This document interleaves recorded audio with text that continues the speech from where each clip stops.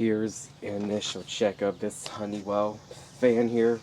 This fan I got from work home where they're cleaning out the office for prep of a move coming up this summer, and no one did want it, so they told me to take this home. And when I plugged it in before take home, it only made humming noise because the motor seized up, so I'll take this apart for cleaning.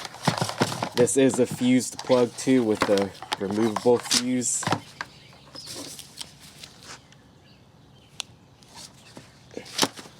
And here's the back.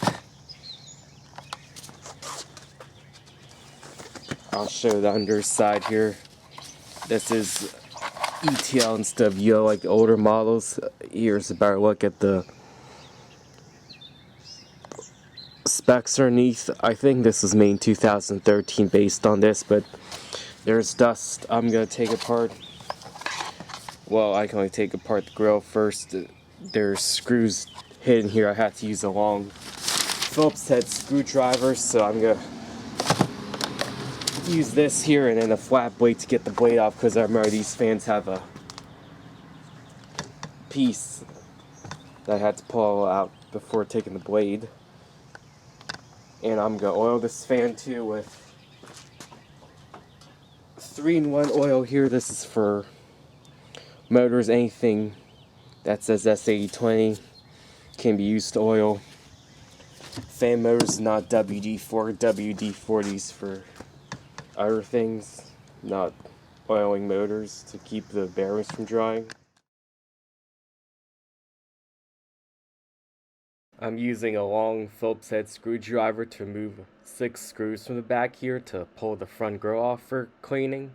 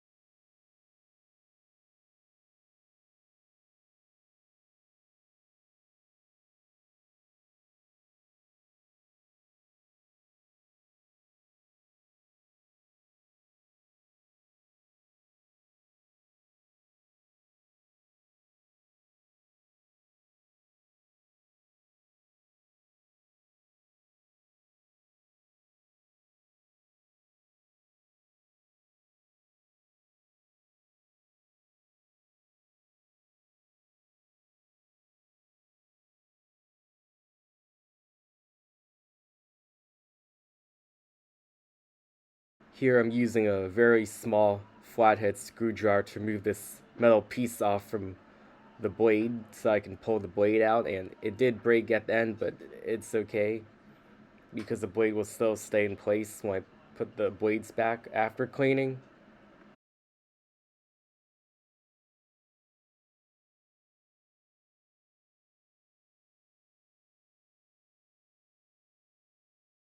I'm using a Phillips head screwdriver again here to remove the plastic that covers the switch here and the motor out for easier oiling coming up, and then I pulled the switch from the back out with a flathead screwdriver for better cleaning of the back grill.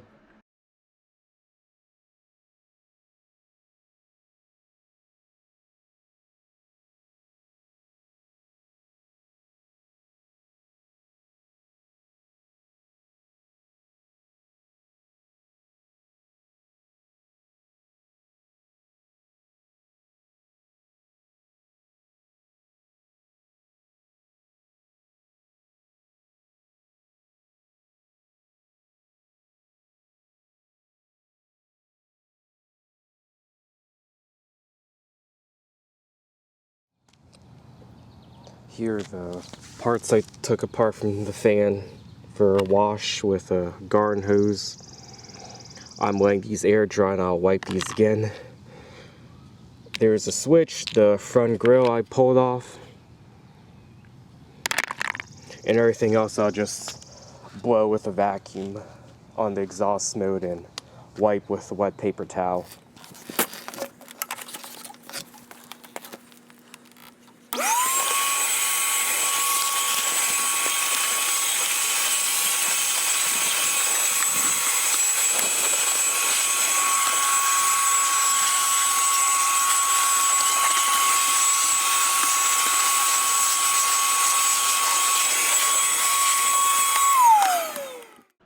Here I'm using a wet paper towel to clean the parts that I cannot wash with the hose, and I tried to get off as much as I can off this fan, but it was so dusty when I got it.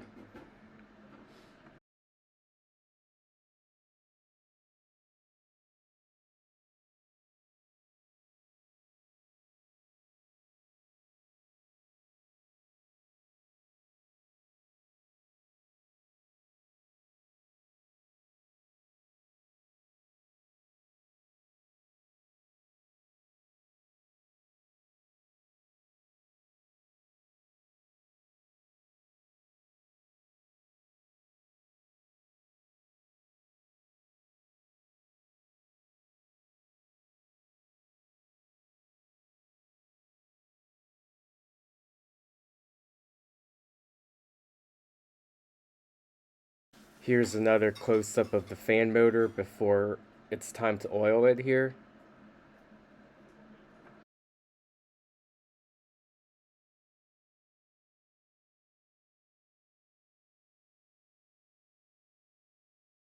I'm using 3-in-1 motor oil and putting it in here and squeezing the bottle to put as many drops as I can on each bearing.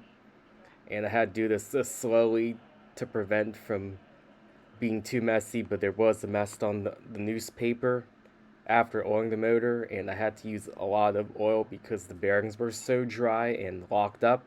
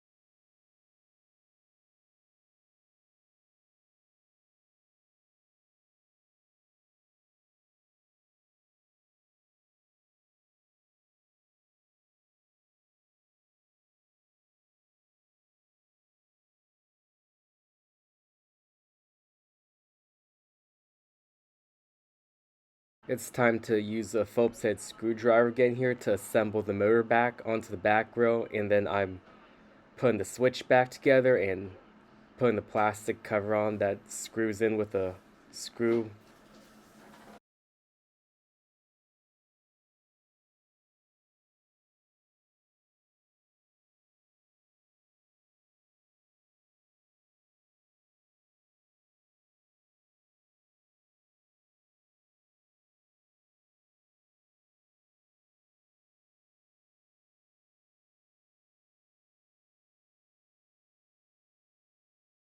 It's time to put the screw back on for the switch cover here from the back grill, and then I'm putting the switch back on before I test the motor to make sure that it is going to work after oiling.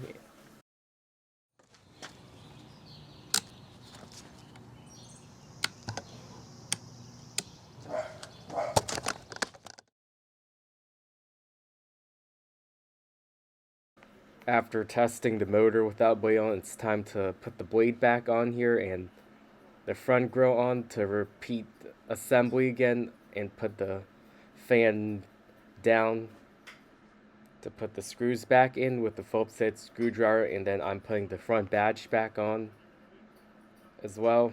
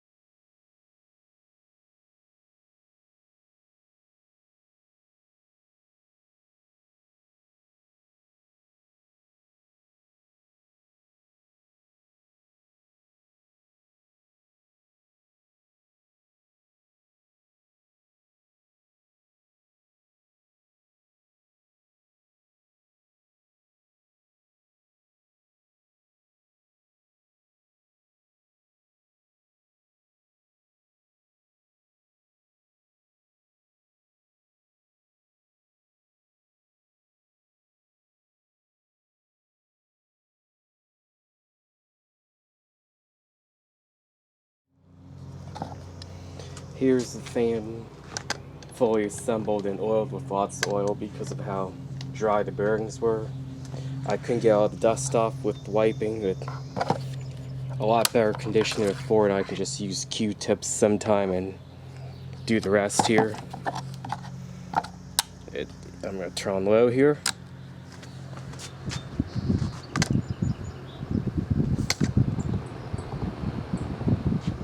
Rear quiet fan.